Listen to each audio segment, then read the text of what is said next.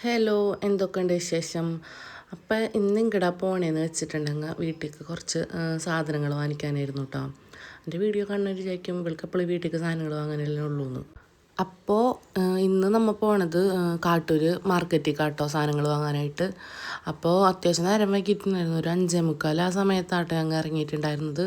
അപ്പോൾ ഫസ്റ്റ് കടയിൽ ബില്ല് കൊടുത്ത് അവിടെ നിന്ന് ഇറങ്ങി പിന്നത്തെ കടയ്ക്ക് പോയിട്ടാണ്. അപ്പോൾ അവിടെ നിന്നും വേറെ കുറച്ച് സാധനങ്ങളൊക്കെ വാങ്ങാനുണ്ടായിരുന്നു. അപ്പോൾ ലായിക്കിന് ഇഷ്ടപ്പെട്ട കുറച്ച് സാധനങ്ങളും പിന്നെ വീട്ടിലേക്കുള്ള സാധനങ്ങളൊക്കെ അവിടെ നിന്ന് വാങ്ങിച്ച സാധനങ്ങളെല്ലാം വണ്ടി കയറ്റിയിട്ട് അപ്പോഴേക്കും ഹാദി വന്നിട്ടുണ്ടായിരുന്നു. വണ്ടി എടുത്തിട്ട് ഞാനും ഹാദിയും കൂടിയായിട്ടാണ് പോയിട്ടുണ്ടായിരുന്നത്. അങ്ങനെ അത് വണ്ടി കയറ്റി വെച്ച് പിന്നെ പോയത് പച്ചക്കറി കടയ്ക്കായിരുന്നു കേട്ടോ.